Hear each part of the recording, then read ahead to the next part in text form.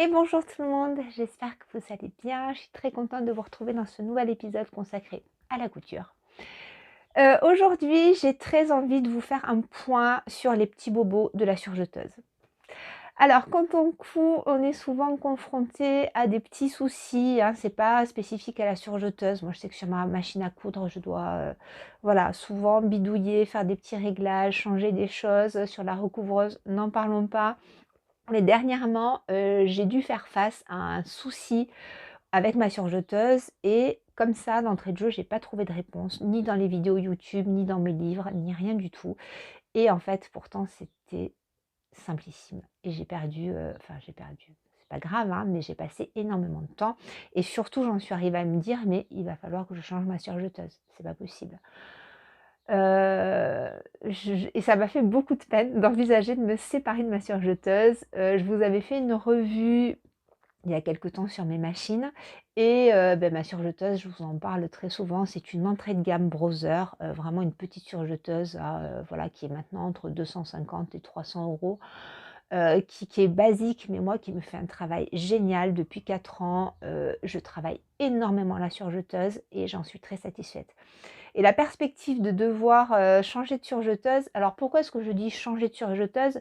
Parce que, c'est une surjeteuse que j'ai payée à l'époque, oui, je crois 250 € et les réparations qu'il y allait avoir dessus, je me suis dit: «Bon, envisager le même prix, 250-300 € de réparation pour une surjeteuse, qui coûte ce prix-là et qui a déjà 4 ans».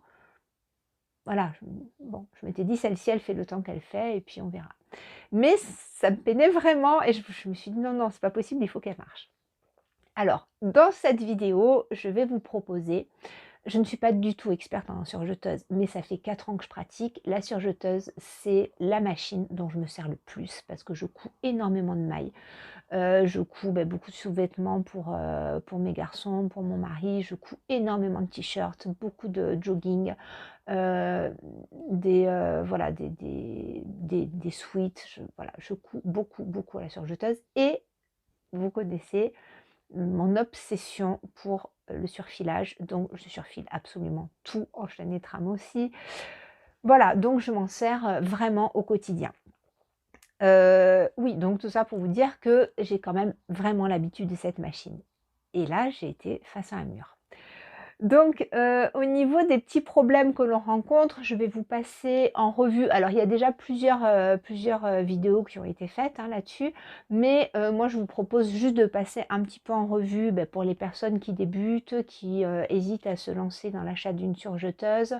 Voilà, regardez un petit peu l'anatomie de je regarde là-bas parce qu'elle est là-bas, l'anatomie de la surjeteuse et voir un petit peu les points, les difficultés que l'on peut rencontrer assez souvent, que ce soit au niveau de l'enfilage, du fil qui casse, de la chaîne qui ne se fait pas correctement, de tout un tas de petits soucis. Donc moi, je vais vous proposer une revue, là-dessus et je vais vous parler du souci que j'ai rencontré parce que, je changeais de projet, j'ai changé, mes fils, j'ai changé mes aiguilles, tout ça et puis là, j'allume ma surjeteuse, la chaînette ne se faisait plus. Voilà, donc j'avais mes 4 fils qui sortaient tout droit et j'ai passé plus d'1 heure à réenfiler, à regarder tout le système, à démonter, à vérifier, le placement de mon doigt mailleur, à vérifier les couteaux, à vérifier, à changer de fil et la chaînette ne se faisait pas. Donc, je vais, vous le dire tout de suite en fait, tout simplement.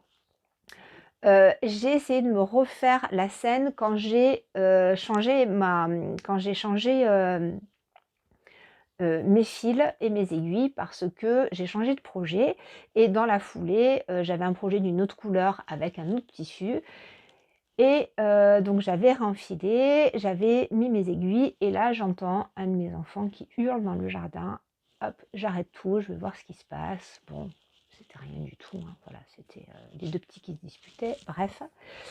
Et là, j'allume enfin ma machine pour commencer mon projet et plus de chaînette. Bon, d'accord, et comme je vous l'ai déjà dit, j'ai tout réenfilé 150 fois, tout vérifié, rien qui marchait. Et j'ai cherché dans les vidéos, tout ça. J'ai cherché dans le manuel parce que première des choses, regarder son manuel, pas de réponse. Pas de réponse à ce qui m'arrivait. Et en fait, au bout de plus d'1 heure d'exploration de ma machine, en tournant mon levier, je me dis: «Mais j'ai une aiguille qui a pas la même hauteur que d'habitude». Et en fait, j'avais mon aiguille de droite. Quand mon petit a crié, j'étais en train de finir de monter les aiguilles et il faut bien vérifier à ce que les aiguilles soient montées au maximum avant de visser. Et en fait, c'était à ce moment-là et donc j'ai mis un petit coup de vis, mais mon aiguille n'était pas montée au maximum et en fait, comme il y avait un décalage, donc il y a toujours un décalage entre l'aiguille de gauche et l'aiguille de droite, mais là, pour le coup, l'aiguille de droite était trop basse et ça ne permettait pas à la chaînette de se faire. Donc je vous montrerai ça de plus près au niveau de la machine. C'était simplement, il manquait quoi? Peut-être 1 millimètre et au bout de temps d'exploration de ma machine, j'ai tout simplement replacé mon aiguille. Et c'était ça. Donc ma surjeteuse était sauvée, j'ai pu continuer dans mes projets, voilà. Donc je me suis dit: «Oui, je vais vous en faire une vidéo» parce que simplement, ne pas avoir l'aiguille qui est remontée, on cherche tout un tas de choses, mais ce n'était que ça. Donc je vais quand même vous proposer, de regarder un petit peu au niveau de l'anatomie de la surjeteuse, de vous passer en revue, je vous l'ai déjà dit, hein, mais je vous le redis, c'est pas grave, l'ensemble des problèmes qu'on rencontre le plus fréquemment et puis, voilà, les petites solutions toutes simples qu'on peut apporter à ça. Donc on se retrouve, face, surjeteuse pour, regarder un petit peu, tout ce qui peut se passer et puis, je vous dis à tout à l'heure. Voici ma petite surjeteuse que je vous avais déjà montrée, il me semble bien. Alors donc c'est une toute petite, hein, je vous l'ai déjà dit. Vous voyez qu'ici il manque le cache-fil. Alors ça c'est celui d'ailleurs de ma recouvreuse qui vient se poser comme ça. Mais moi c'est vrai que j'ai pour habitude de les enlever parce que ça me permet de mieux voir le passage de mes fils. Donc de toute façon je couvre mes machines quand je ne m'en sers pas, donc ça reste à l'abri de la poussière. C'est pas esthétique mais je trouve ça beaucoup mieux pour voir le passage des fils. Alors j'espère que vous n'allez pas trop tanguer. J'ai pris le parti pour l'instant de ne pas mettre mon téléphone sur le col de cygne parce que je vais devoir bouger mes plans. Alors ce que je vous propose, c'est un petit tour d'horizon d'abord pour comprendre l'anatomie de la surjeteuse. Alors j'ai laissé Hello Kitty ici. Mais donc on peut monter la surjeteuse avec 3 ou 4 fils, à savoir toujours le fil ici du boucleur inférieur, le fil du boucleur supérieur, le fil de l'aiguille de droite et le fil de l'aiguille de gauche qui va servir à assembler. Donc si on enlève celui-ci, on surjette, enfin on surfile, pardon, et si on met l'aiguille de gauche, on assemble en même temps.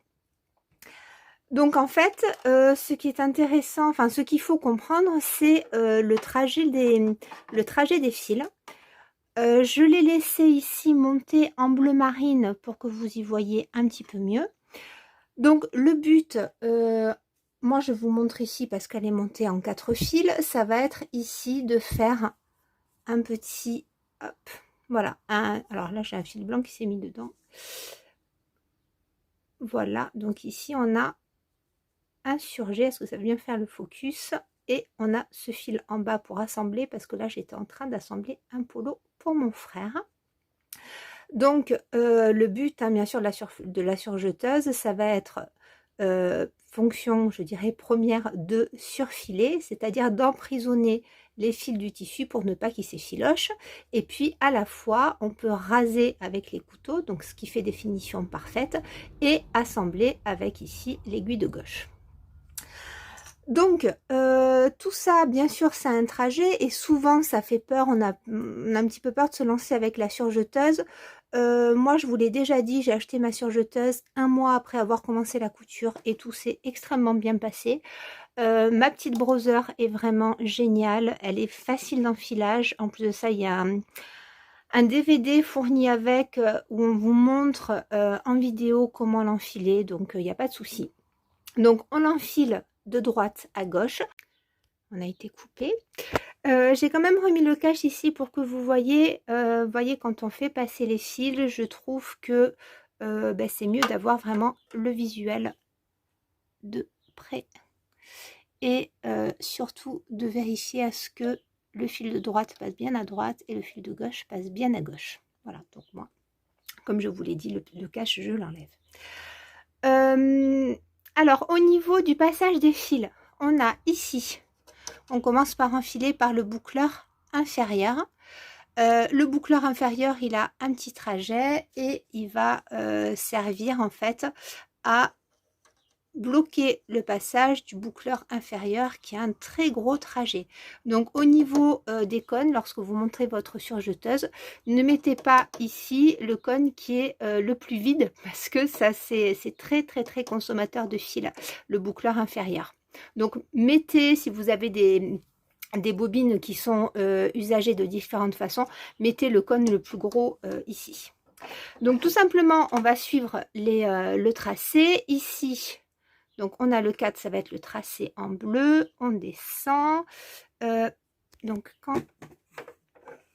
Voilà, vous voyez ici, quand ça bouge, donc j'ai pas allumé ma machine. On va voir ça. Hop. Alors si je mets ma machine ici, voilà. Le boucleur inférieur va passer ici et j'essaierai au montage de vous mettre un petit peu plus de lumière. Alors là, oh là là, je l'avais tout nettoyé, c'est vrai que je m'en suis resservie pour le polo. Donc là, elle a à nouveau des petits débris. Voilà, donc on fait bien passer ici, clac, ça c'est pour l'inférieur. Et donc ensuite on a non, le boucleur supérieur. Le boucleur inférieur, ça va être le tracé vert. Donc on fait passer ici et en haut. Et ensuite on a les deux fils d'aiguille. Donc je ne sais pas si vous verrez, voilà, de près. C'est ce que je vous disais en intro, les aiguilles en fait n'ont pas la même hauteur. Vous voyez que l'aiguille de droite est plus basse que celle de gauche et c'est normal. Et moi, quand j'ai eu mon souci, en fait, hop, elle était vraiment trop basse, elle n'était pas montée à fond. Donc, ben, ça empêchait à la chaîne de se faire. Donc la chaîne, voilà ce que ça donne, la petite chaînette, et c'est ça qui va permettre d'emprisonner le tissu. Alors, au niveau des soucis que l'on peut rencontrer, on peut avoir ben, un tissu qui fronce trop ou qui fronce pas assez, c'est-à-dire un rendu pas joli. Donc ça, il va falloir se servir ici du différentiel. Vous voyez que ici, on a le 1 qui est, je dirais, le mode par défaut. Moi là, hop, ici, on a le 0,7 qui va permettre d'étirer un petit peu le tissu. Et ici, on a le 2 qui va permettre de ramasser le tissu. En fonction de ce que vous utilisez, que ce soit des tissus très légers, soit des tissus très extensibles, il va falloir régler ce différentiel-là. Donc, le différentiel, ça va avoir une action ici sur les griffes d'entraînement qui ne vont pas transporter le tissu de la même façon en fonction de sa nature. Voilà, si c'est une maille, on ne va pas le coudre comme du chêne et trame. Donc ça, il faut que vous vous référiez à votre livret d'instruction. Voilà, pour avoir un plus joli effet sur le tissu. Vous pouvez aussi donc régler ici la longueur du point. Donc moi je suis sur 3, sur 4 on va avoir un point plus long, sur 2 on va avoir un point plus serré et sur R chez moi on a le rouloté. Donc le rouloté, vous savez, c'est ce tout petit point qui emprisonne le tissu et qui fait quelque chose d'assez long. Donc pour faire ce rouloté, je vous en parle parce que après vous pouvez avoir des surprises. Pour faire le rouloté, en fait il faut travailler juste à 3 aiguilles, donc on enlève celle de gauche. Il faut ici retirer le doigt mailleur. Donc le doigt mailleur, alors moi je ne l'enlève pas là parce que ma surjeteuse est montée, c'est ce qui va permettre à la maille, à la chaînette de se faire. Dans un rouloté, on n'a pas de chaînette, donc on retire le doigt mailleur. Et quand vous rencontrez des soucis au niveau de la création de votre chaînette, si jamais vous avez enlevé votre doigt mailleur pour faire un rouloté, il faut vérifier à ce qu'il soit bien remis. Pour le roulotter, ici, on enlève aussi le couteau. Donc, on le tire chez moi et on le baisse. Et ensuite, quand vous voulez réactiver la coupure des tissus, on retire et on replace le couteau. On va rebondir ici sur les couteaux. Lorsque vous avez une découpe sur le côté qui n'est pas jolie, qui n'est pas bien faite, ou alors le tissu qui se ramasse et qui n'arrive plus à être entraîné correctement par les griffes, ça peut être une raison, comment vous dire, vos couteaux sont peut-être émoussés, défectueux ou trop usagés. Donc il faut les changer. Moi je vais vous montrer ici, j'ai des couteaux que j'avais commandés. Donc les couteaux ça ressemble à ça. Voilà, vous avez le couteau ici supérieur et le petit couteau inférieur. Donc la forme diffère en fonction des modèles. Chez moi on a ces couteaux-là. Alors, pour information, moi, ces couteaux, je les ai commandés quand ma surjeteuse avait 1 an. Donc, il y a 3 ans que j'ai commandé ces couteaux et je ne les ai jamais changés. Donc, sur ma toute petite browser qui tourne vraiment tout le temps, je n'ai jamais changé les couteaux. Les miens marchent toujours très bien. Au bout de 4 ans, j'ai envie de vous dire d'usage intensif. Mais voilà, posez-vous la question des couteaux si jamais soit ça ne coupe plus, soit ça ramasse le tissu. Ensuite, on a bien entendu ici les tensions des fils. Donc, c'est ce qui va permettre en fait d'avoir comment vous dire, d'emprisonner le tissu de façon correcte et harmonieuse et d'assembler aussi de façon correcte et harmonieuse. Excusez-moi, ça bouge parce que je regardais ailleurs. Et voyez en fait que généralement, sur la petite browser comme ça, on règle tout sur 4. Il n'y a pas de souci, moi j'y touche très peu. Sauf que là, vous voyez, j'ai mes tensions de fil qui sont sur 3 parce que le polo sur plusieurs épaisseurs, en fait là je suis en train donc de coudre le polo. Au niveau de l'assemblage des épaules, je mets de la laminette et la maille polo plus la laminette, ça faisait sauter notamment ce fil d'aiguille là. Donc en fait j'ai baissé la tension à 3 et là ça passe tout seul. Donc si vous avez le fil qui saute ou une chaînette qui n'est pas jolie et pas harmonieuse, il faut faire des essais sur des chutes pour régler vos tensions. Donc ça c'est pareil, manuel d'utilisation, il faut regarder le manuel de votre surjeteuse. Ensuite, oui, il faut vérifier aussi à ce que, mais ça je vous l'ai déjà dit, à ce que les fils ici ne soient pas bloqués, qu'il n'y ait pas de nœud, parce que ça peut tirer et faire casser votre chaînette aussi. Donc voilà, il faut vérifier à ce que les fils soient bien souples. Oui, le mauvais passage au niveau du trajet des aiguilles, c'est-à-dire que ici, il faut veiller à ce que les aiguilles passent bien sous cette barrette-là. Enfin, les fils, vous voyez, j'ai un fil ici, ça passe bien sous la barrette et que, ben, en fait, ils ne soient pas entortillés. Donc, moi, hop, est-ce que je vais...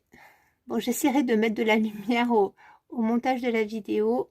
Attendez, je vais essayer tout de suite. Est-ce qu'on voit? Ouais, peut-être qu'on voit mieux. Vous voyez que là, j'ai les 2 fils bleu marine qui passent. Et donc, il faut bien qu'ils passent ici et qu'ils soient, comme je vous l'ai dit, répartis de part et d'autre de cette barrette-là.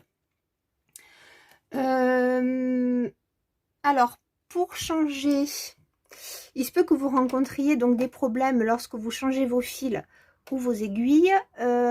Pour le changement des fils, il y a la méthode des nœuds.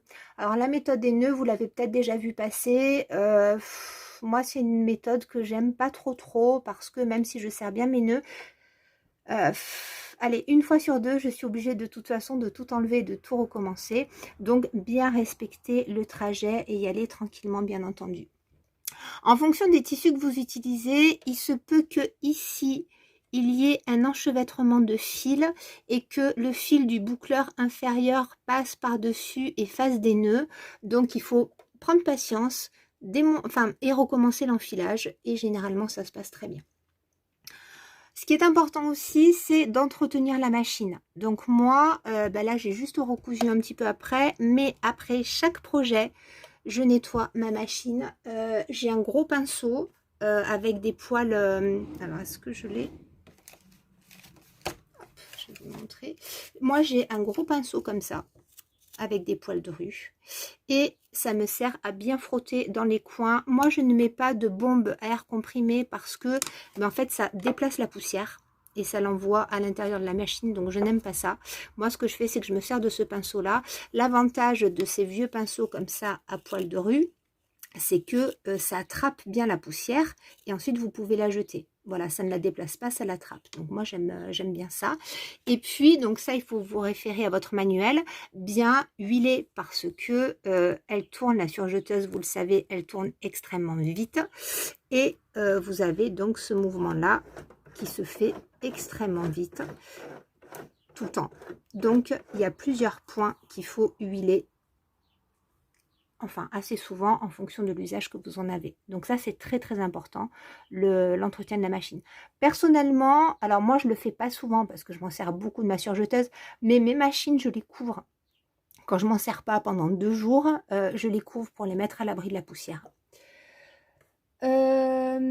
Alors oui, ce que je voulais vous dire, parce qu'à côté j'ai mon petit listing, quand vous rencontrez aussi des problèmes au niveau du point en fait de surjet, il faut vérifier les aiguilles. Alors sur ce modèle de browser, ce qui est génial, c'est que on peut monter les aiguilles comme sur une machine à coudre, c'est-à-dire que on a derrière, on peut enfiler, enfin c'est fait pour accueillir des aiguilles à dos plat. C'est-à-dire que moi, quand je couds du chêne et trame, je mets des aiguilles universelles. Quand je passe des tissus épais, je mets des aiguilles pour tissus lourds. Je mets des aiguilles jersey, je mets des aiguilles microtex. Elle accepte toutes les aiguilles. Et donc ça, c'est génial parce que j'ai un rendu optimal. Alors que c'est une entrée de gamme, mais j'ai vraiment un rendu optimal sur mon assemblage ou sur mon surjet. Donc, si vous avez du moins ce modèle-là, parce que pas toutes les surjeteuses n'acceptent toutes les aiguilles, il se trouve que celle-ci, vous pouvez encore une fois la monter comme une machine à coudre. Donc, si vous n'avez pas un joli rendu, il faut peut-être adapter les aiguilles en fonction du tissu, comme sur votre machine à coudre. Voir aussi qu'elle soit bien entendu en bon état, qu'elle soit pas tordue, qu'elle soit pas abîmée. Faire très attention de ne pas mettre d'épingles au niveau de l'assemblage. On va privilégier les petites pinces parce que les petites épingles sont vite passées dans le couteau et là ça vous tue le couteau et c'est assez compliqué pour la suite, donc faire attention à ça. Ensuite, oui, je regarde un petit peu. Oui, faire attention au niveau des aiguilles, que ce soit les 2 aiguilles de la même taille et de la même marque. Bon, moi je sais que la mienne elle passe tout, donc elle est très sympa pour ça. Mais si vous avez une surjeteuse un petit peu plus capricieuse, faire attention à ce que ce soit les 2 aiguilles de la même taille et de la même marque, parce que ça peut contrarier en fait le maillage de la chaînette. Je pense avoir fait le tour de ce que j'avais à vous dire. Il faut, comment vous dire, pas vous énerver parce que si vous tirez, vous allez vite enrayer le mécanisme. Toutes les pièces dépendent les unes des autres, donc c'est vrai que de tirer, de forcer, c'est pas une solution. Quand il y a quelque chose qui ne fonctionne pas, surtout on éteint parce que c'est une machine, même si c'est une entrée de gamme qui est assez puissante, qui a un entraînement, qui a des couteaux. Donc voilà, il faut faire très attention. Oui, chose que j'allais vous dire, faites toujours attention à vérifier ici votre tension, votre point. Là, vous voyez, moi je suis restée sur 2, ça ne me convient pas. Actuellement, je suis sur celui-ci parce que j'ai un tissu polo mais qui est lourd, donc qu'il faut étendre un petit peu. À vérifier en fait tous vos boutons parce que si vous avez des petits gnomes comme les miens qui arrivent de façon inopportune dans l'atelier et qui ouah c'est rouge, super, je touche tout, ça m'est arrivé mais 10 fois et puis ils savent que c'est interdit donc ils prennent un malin plaisir à le faire sur des mécaniques comme ça. Bien entendu, il faut faire attention à ce que les tensions soient bien réglées, parce que bah, si vous partez par exemple ici avec une tension sur 9 et que vous ne faites pas attention, vous y allez à fond la caisse, vous allez avoir de drôles de surprises. Oui, je pense avoir fait le tour de ce que j'avais à vous dire. J'ai certainement oublié plusieurs choses, mais c'est pas grave. Le principal est là. On se retrouve tout de suite pour la conclusion. Voilà pour cette petite vidéo. Je pense que vous n'aurez pas appris beaucoup de choses, hein, parce qu'il y a plein de choses qu'on a déjà vues dans des vidéos et lues dans des livres. Mais je me suis dit, quitte à vous faire une vidéo pour mon problème d'aiguille, tant qu'à faire, je vous passe en revue un petit peu les problèmes auxquels on est confronté assez souvent. Donc, j'espère que ça vous aura plu. J'espère que ça pourra vous rendre service si vous avez un petit souci de surjeteuse, que je ne vous souhaite pas, mais bon, voilà, ça arrive très souvent et c'est pas bien grave, hein. Le tout, c'est de ne pas tirer, de ne pas s'énerver, de ne pas forcer, surtout sur les pièces, parce que ça risque vraiment de compliquer les choses. Voilà, écoutez, jusqu'à la prochaine fois, je vous souhaite bien entendu de bien vous porter, de prendre soin de vous et je vous dis à très vite. Au revoir.